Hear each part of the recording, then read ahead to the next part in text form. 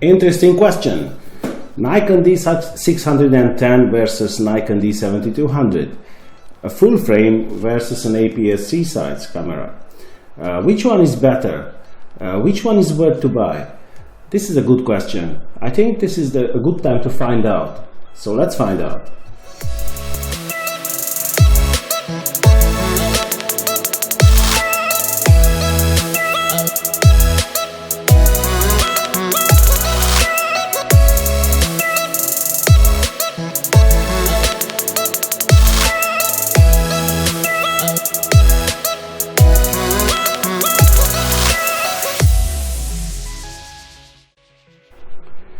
Hello everybody, my name is Attila Mate from Blue Sky Photography, and today I'd like to talk to you about two great cameras, Nikon D7200 and Nikon D610.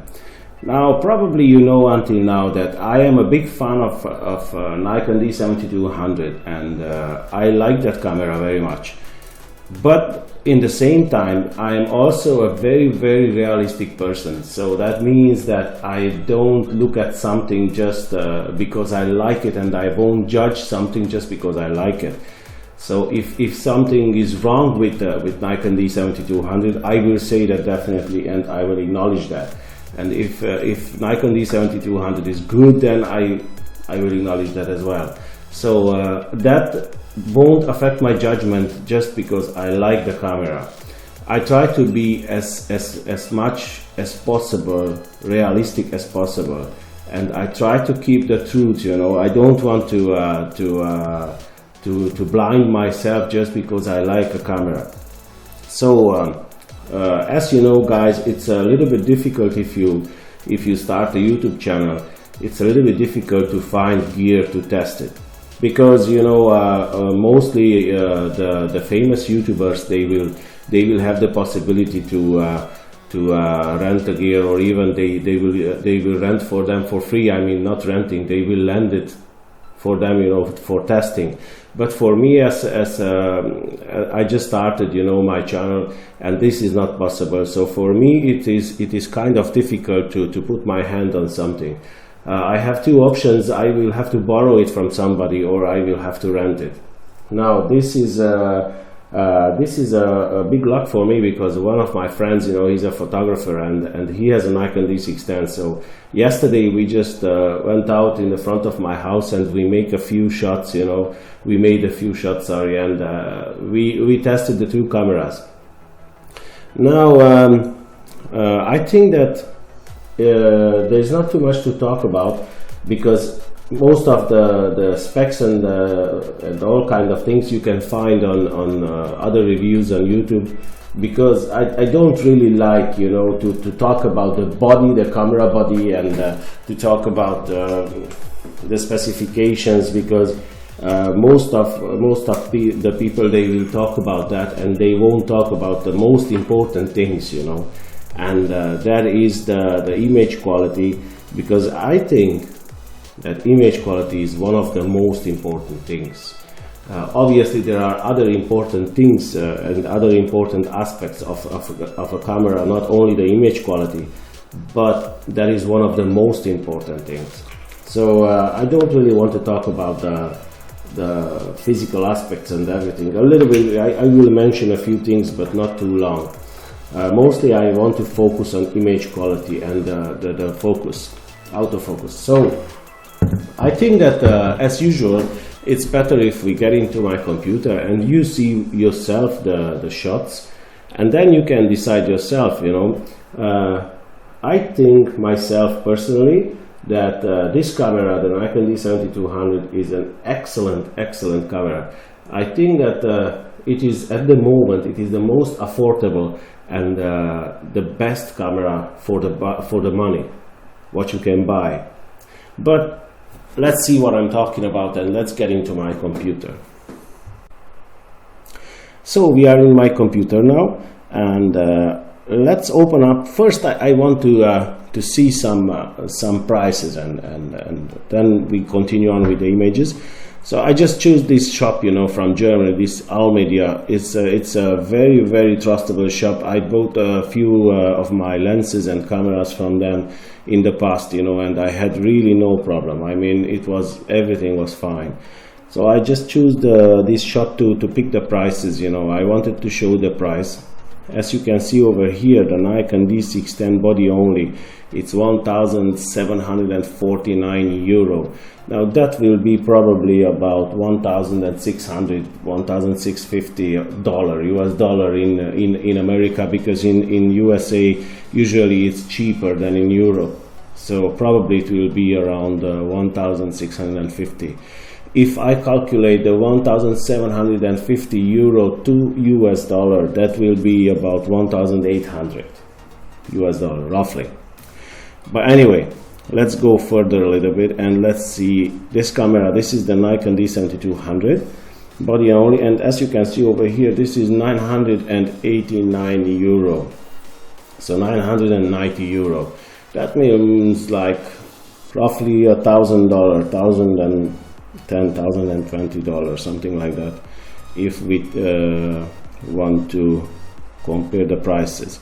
So that's, as you can see, the Nikon D610 is a full frame camera, and I would say this is a realistic price. This is not overpriced at all. Now I have to mention over here that you cannot really compare the autofocus system. The autofocus system on the D7200, it's much better, and I would say it's quicker than on the Nikon D610. This is the two reasons, I would say. First of all, it's a different autofocus system, and second of all, it is a crop camera, and because it is a crop camera, all the autofocus points, the cross-type points, they are spread much on the frame, so you can actually track the subject until the very side of the frame, and it will be no problem at all. So the autofocus definitely is better on the Nikon D7200. Okay, so let's go now and let's see some sample photos. I just prepared some pictures over here. These are pictures of myself. I know I'm not a very nice person, you know, to look at, but anyway, the most important is the image quality and not my face. So please forgive this action that I put my face in the front of you, but anyway, we just want to have a look at the image quality.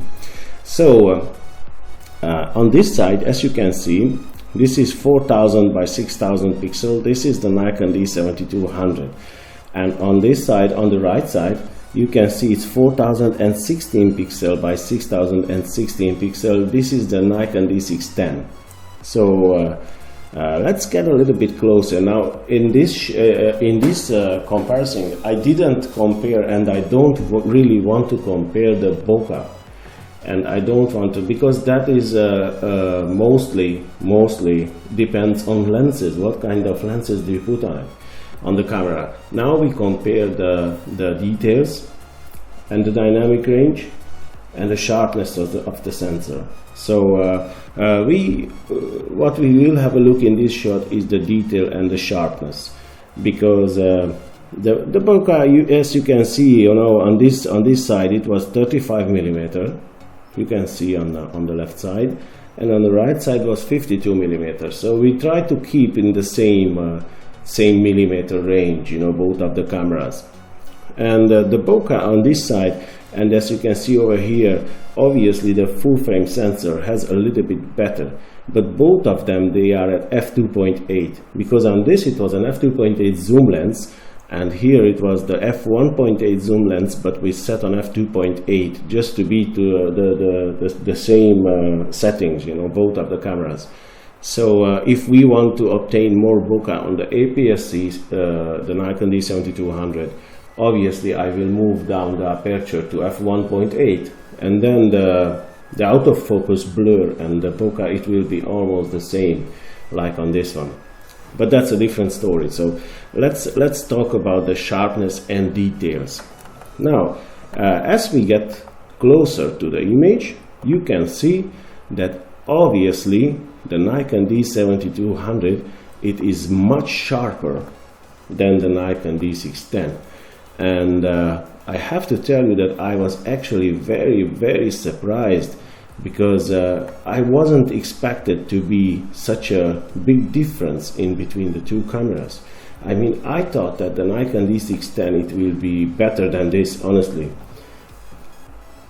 Personally myself, I think that in this case the Nikon D7200 will win. Obviously, it's without a doubt. I mean, just have a look at these pictures. I mean, it's ridiculously sharp, you know.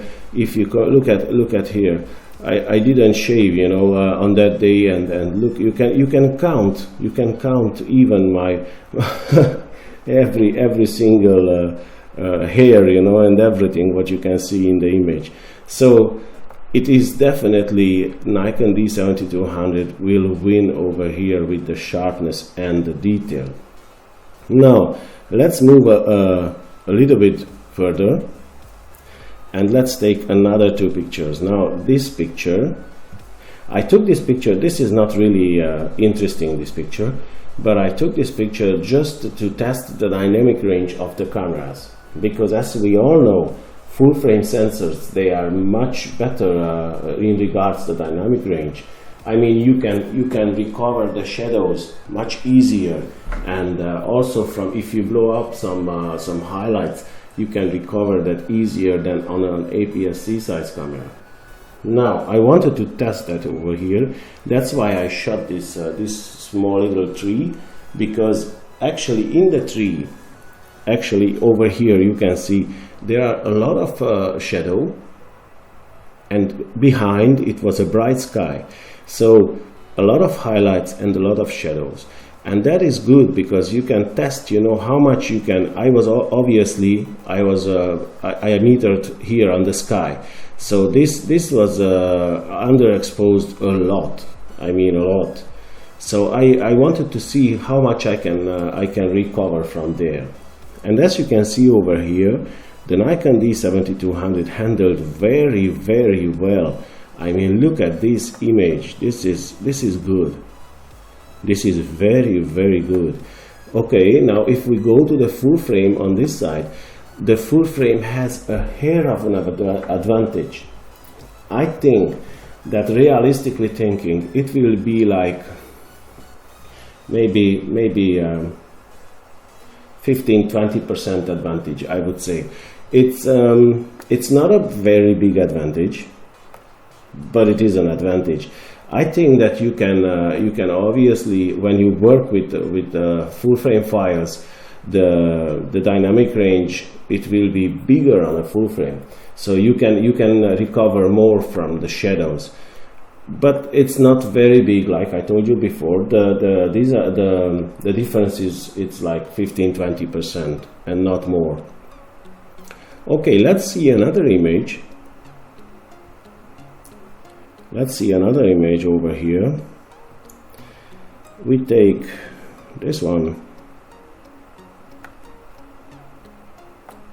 and on this side we take this one.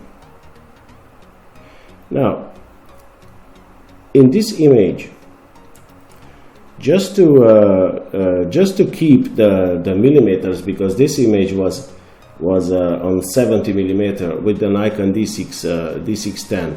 The lens was on the camera, it was the 24–70. So I just wanted to keep the same kind of focal length, and I didn't have the 24–70 on the Nikon D7200, and I didn't want to change the lens, because obviously the most important thing, you know, when you test a camera, an APS-C size camera, it is very important what kind of lens are you using with. Now if you use a bad lens, that camera will not shine, and that's also, obviously, it is true with the full frame. So lens is very important. So I wanted to use the Sigma 18–35 f1.8 art lens, because that is great lens. That is one of the best zooms you can find at the moment, and obviously the the Sigma 50–100 as well.